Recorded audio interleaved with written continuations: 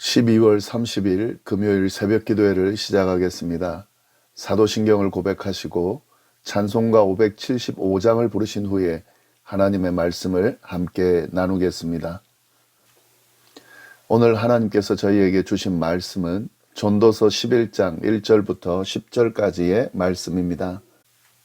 너는 내 떡을 물 위에 던져라. 여러 날 후에 도로 찾으리라.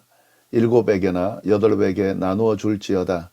무슨 재앙이 땅에 임할는지 내가 알지 못함이니라. 구름에 비가 가득하면 땅에 쏟아지며 나무가 나무로 북으로나 쓰러지면 그 쓰러진 곳에 그냥 있으리라. 풍세를 살펴보는 자는 파종하지 못할 것이요 구름만 바라보는 자는 거두지 못하리라.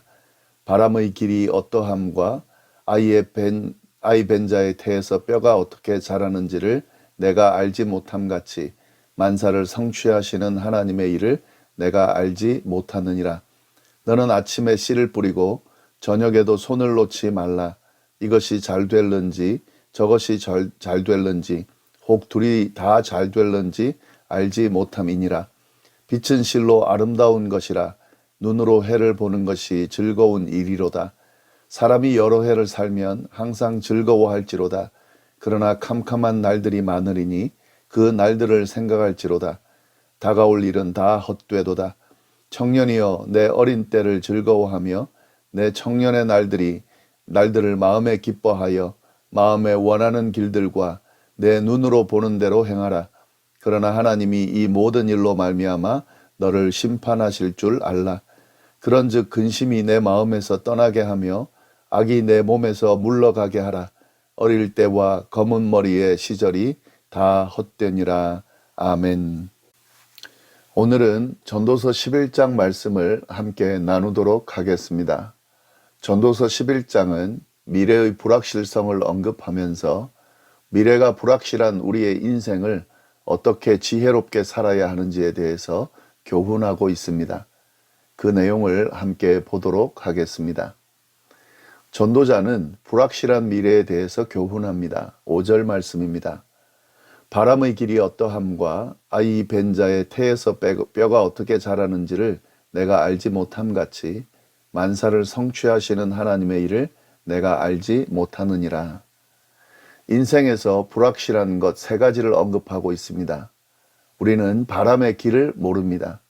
임신한 여인의 뱃속에서 태아의 뼈들이 어떻게 자라는지 우리는 모릅니다. 모든 것을 지으신 하나님의 일을 우리가 알지 못합니다. 인간이 알지 못하는 것 3가지를 이야기하고 있는데 사실은 우리가 모르는 것은 더 많이 있죠. 이처럼 우리의 인생은 모르는 것으로 가득 차 있습니다. 따라서 우리의 미래가 어떻게 흘러가게 될지 아무도 모릅니다. 전도자는 이러한 불확실한 미래를 언급하면서 우리의 인생을 어떻게 살아야 할지를 교훈하고 있습니다. 4가지를 교훈하고 있는데요. 첫 번째가 이 불확실한 미래에도 불구하고 베풀고 나누며 살라고 교훈하고 있습니다. 1절 말씀입니다. 너는 내 떡을 물 위에 던져라. 여러 날 후에 도로 찾으리라. 가지고 있는 물질을 후하게 나누며 살라는 말씀입니다. 후하게 나누면 언젠가는 그것이 나눠준 사람에게 되돌아온다 하는 것이죠. 이는 정말 맞는 말씀입니다. 베푸는 삶을 산 사람들의 한결같은 고백이 바로 이 고백입니다. 이웃을 위해 풍성하게 나누는 삶을 산 사람들은 언젠가 여러 모양으로 그 열매를 맺게 되고 그로 인해 나눈 것 이상의 복을 누리며 살아가게 됩니다. 베풀며 살면 내가 누릴 것이 없어진다라는 생각, 그런 생각은 아주 근시안적인 생각입니다. 그렇지 않습니다. 베풀며 사는 것은 더 큰 복을 누리는 방법입니다. 이 지혜를 꼭 기억하고 풍성히 베풀며 사는 삶을 살 수 있어야 하겠습니다. 두 번째로 불확실한 미래에도 불구하고 투자하며 살라고 교훈하고 있습니다. 1절 말씀을 우리는 일반적으로 베풀며 살라라는 의미로 이해하는데요. 그런데 이를 다르게 해석할 수 있습니다. 투자와 관련된 교훈으로도 이해할 수 있다는 거죠. 불확실한 미래를 생각하고 미리 투자를 하는 삶을 살라는 것입니다. 사실은 이 해석이 더 옳은 해석이라고 많은 사람들이 이야기하고 있습니다. 그런 관점으로 말씀을 다시 한번 보겠습니다. 1절 말씀을 보시면 물 위에 내 떡을 던지라고 이야기하고 있습니다. 왜 물에 떡을 던질까? 사실은 이 말씀이 주어진 그 당시 해양산업이 발달하기 시작했는데요. 해양산업은 배를 이용한 무역사업을 의미합니다.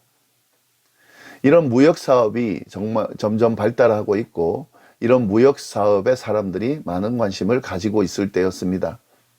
이 무역사업은 매우 위험한 일, 위험이 많은 일이긴 했지만 성공할 경우에는 수익이 아주 컸던 그런 사업이었습니다.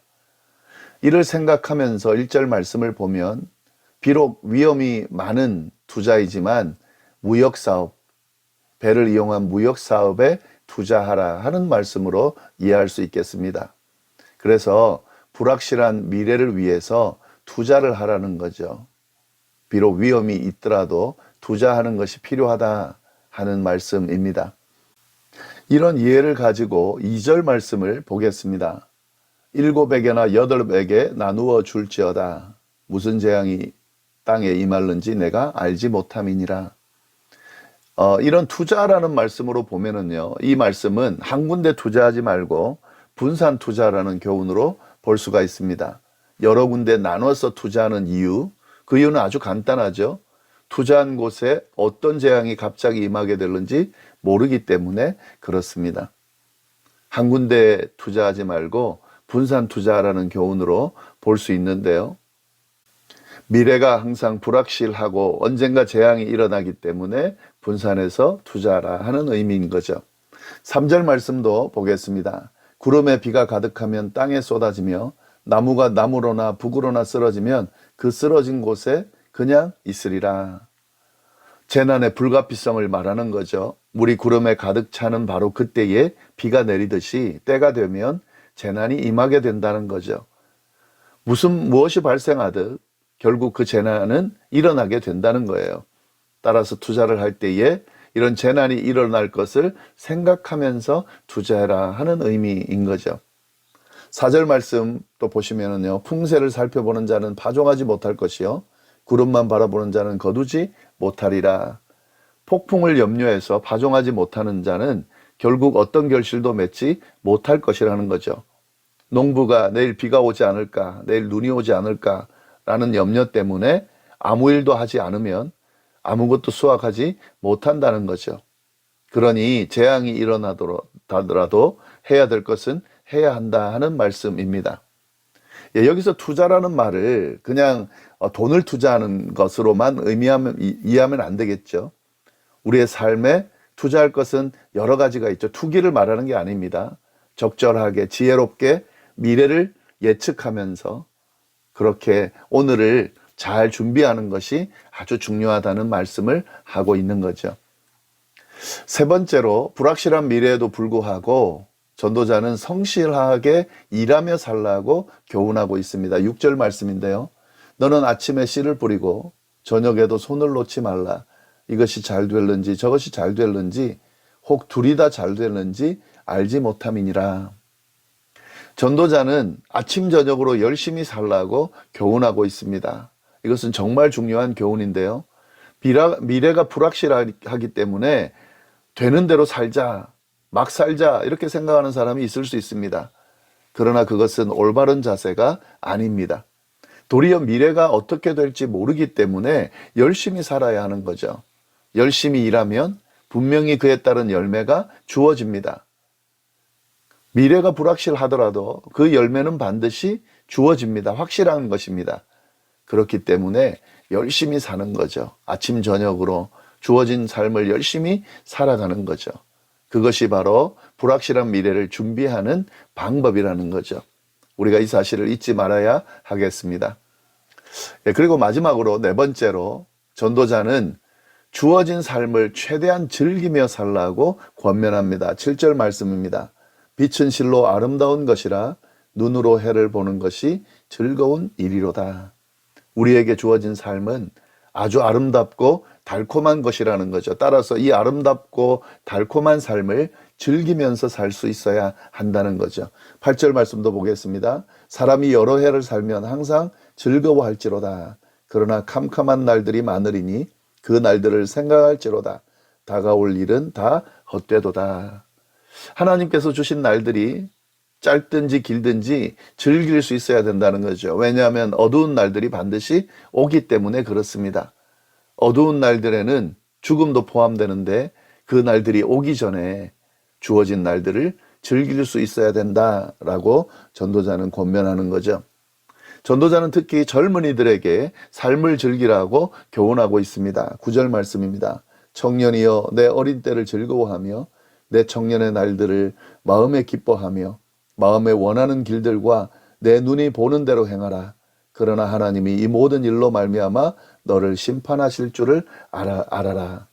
청년들에게 젊음을 즐거워하며 즐기라고 말합니다.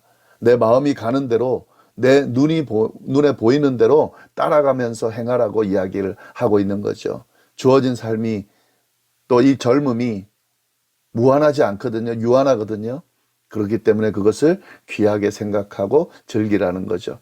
그런데 이 즐기는 것을 흥청망청 쾌락을 즐기는 방탕과 방종의 삶을 의미하는 것이 아니라는 것을 우리가 기억해야 됩니다.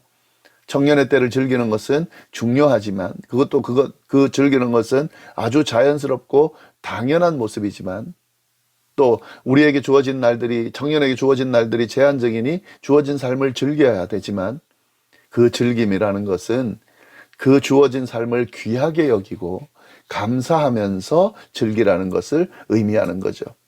그리고 그 즐김은 하나님의 존재를 인식하면서 하나님 앞에서 즐기라는 것을 의미합니다. 이것이 바로 지혜로운 삶이라는 거죠. 네, 오늘 말씀 미래는 불확실하기 때문에 분명하게 그 불확실한 미래를 생각하면서 주어진 삶을 지혜롭게 살아라. 베풀고 나누며 살아라. 투자하며 살아라. 성실히 일하면서 열심히 살아라. 주어진 삶을 감사하면서 하나님 앞에서 최대한 즐기면서 살아라. 이 교훈의 말씀을 우리가 기억하면서 우리의 삶을 아름답게 잘 살아낼 수 있기를 바랍니다. 기도하겠습니다. 하나님 아버지 감사합니다. 귀한 날, 복된 날 허락해 주셔서 감사합니다. 하나님께서 허락하신 이 날을 귀하게 여기고 즐기면서 사는 하루가 될 수 있도록 주여 인도하여 주옵소서. 그러나 단순한 즐김이 아니라 우리에게 주어진 삶을 지혜롭게 잘 채우면서 즐기며 사는 삶이 되도록 인도하여 주옵소서. 감사드리며 예수님의 이름으로 기도드립니다. 아멘.